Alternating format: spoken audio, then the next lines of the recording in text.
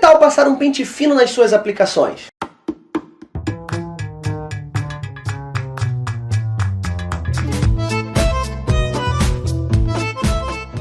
Olá, eu sou o Rodrigo Mourão e nós estamos na nossa dica número 16. A dica de hoje é bem rápida, é um recurso muito, mas muito interessante, principalmente para quem não trabalha sozinho, para quem trabalha com 2, 3, 4 desenvolvedores, ou para aquele gerente de projeto, para aquele líder de equipe que quer manter a equipe na linha. O Delphi tem um dedo duro lá dentro do Together Live Source. Lembra do Together Live Source? Aquele recurso que desenha diagramas UML e nos permite, inclusive, gerar o diagrama a partir do código e o código a partir do diagrama? Então, ele vem com um dedo duro embutido.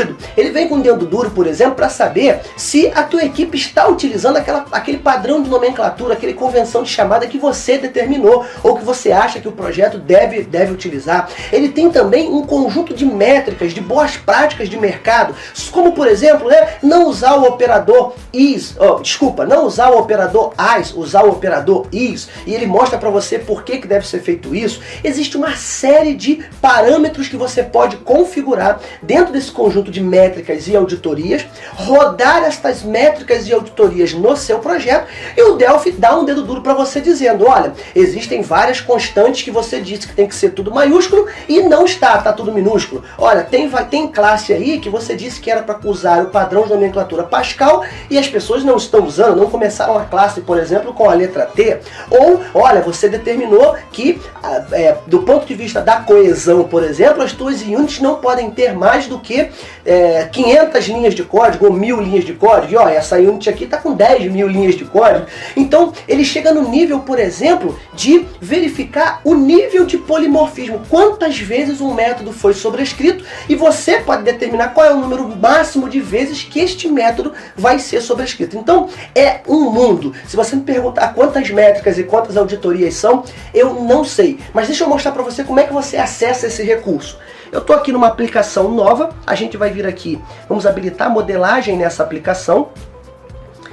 Ele vai pedir para salvar, obviamente, nós vamos salvar. E olha que interessante, aqui no meu Model View, se eu der um botão direito, olha, tem aqui dois itens, ó, métricas e auditorias. Quando eu seleciono esses itens, olha, ele mostra uma relação de métricas, todas elas categorizadas de acordo com a função que elas desempenham. Então eu tenho as métricas básicas, entre elas linha de código. Eu tenho métrica aqui do ponto de vista da coesão, métodos locais, pacotes, ok? Complexidade, atributos complexos. Eu tenho aqui também a parte de, onde está? Aqui, ó, encapsulamento, a parte de herança, todas as boas práticas agrupadas por essas categorias, e em cada uma delas, como por exemplo linhas de código, ele tem aqui, olha, uma descrição do que é exatamente esta métrica, mostrando para você para que ela serve. E aqui do lado, toda a parte que você pode configurar. Ou seja, você vai contar ou não comentários, documentação, contar ou não comentários na parte de implementação. Qual é o número máximo de linhas que você aceita em cada classe, qual é o número máximo de linhas que você aceita num determinado método, ok? Então, para todas essas aqui, você tem a descrição desta referida métrica, ok? E a parametrização desta métrica. Você define qual é o valor aceitável para esta métrica. Métrica tem a ver com boas práticas, é algo aplicado a todos os projetos e isso não muda de projeto para projeto, ele vai verificar que o que vai mudar é o valor desta métrica. Já no caso da auditoria, ok?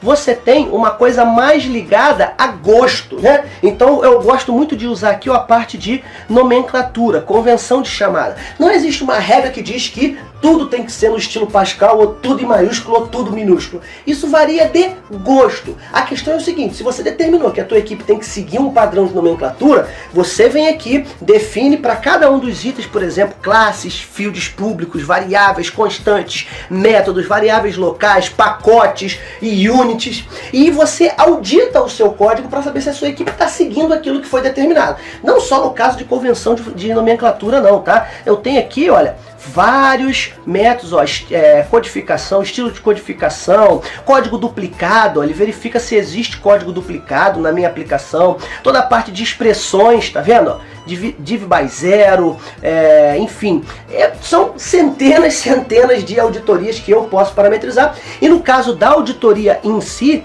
eu defino o nível de severidade caso algum item, alguma linha do meu código caia nessa auditoria. Se ela é, por exemplo, um problema, apenas uma informação, um aviso, um erro ou um item fatal que deve ser corrigido imediatamente. Então, vamos primeiro rodar aqui as métricas. Esse é um código muito simples, tá? Então eu vou pegar aqui a métrica, um projeto pequeno, vou rodar a métrica, ele vai fazer a análise e vai me dar o resultado aqui embaixo.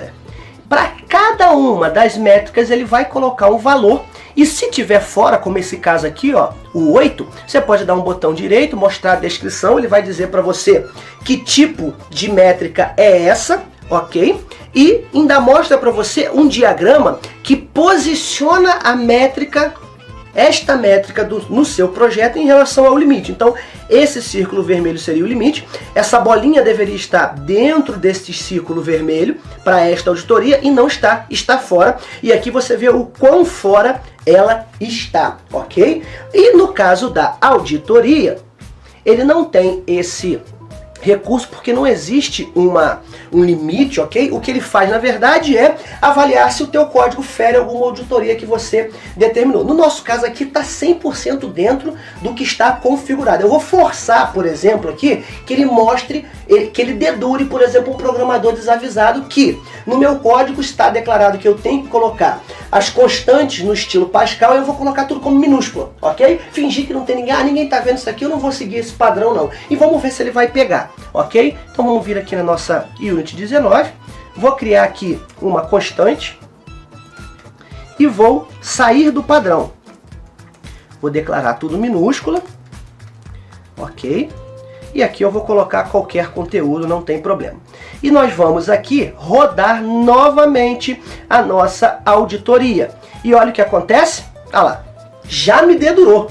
Olha, ele vai dizer para mim, olha, gerente de projeto, controle de qualidade, gestor, líder de projeto, alguém não seguiu o padrão. Se eu vier aqui, ó, ele mostra inclusive a linha e o arquivo onde eu não segui o padrão e por que que está dessa forma. Eu vou dar uma descrição, ele vai dizer para mim, olha, aqui está as convenções de nomenclatura.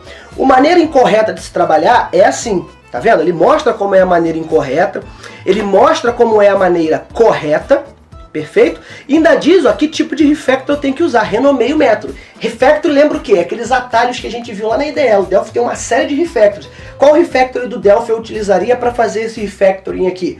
Eu utilizaria o Ctrl+Shift+E, que é para renomear os tipos do Delphi, classes, métodos, etc. Beleza? Então esse é um recurso fantástico para equipes de desenvolvimento, para, como eu disse no início dessa dica, manter o teu código na linha, passar um pente fino na sua aplicação e enquadrar ela naquilo que é correto do teu ponto de vista e correto do ponto de vista das boas práticas. Show de bola, galera! Eu vou ficando por aqui. Novamente, né, se não conhecia a dica, deixa seu like e compartilha. Se já conhecia, o seu like é mais do que suficiente. E eu quero pedir a todos, que eu tinha esquecido, né? Eu tinha que ter pedido em todas as dicas. Inscreva-se aqui no nosso canal. Clique aqui, se inscreva, junte-se a nós e ative as notificações para que você receba um e-mailzinho do YouTube sempre que eu publicar um novo vídeo. Além disso, os nossos canais estão à disposição. rodrigomourão.com.br e a nossa fanpage lá no Facebook, facebook.com/blog Rodrigo Mourão. Vamos bater a marca de 3.000 fãs, graças a vocês que têm divulgado aí o nosso trabalho. Eu fico por aqui, aguardo o seu feedback aqui nos comentários e até a próxima dica. Eu sou Rodrigo Mourão, pela sua atenção, muito obrigado.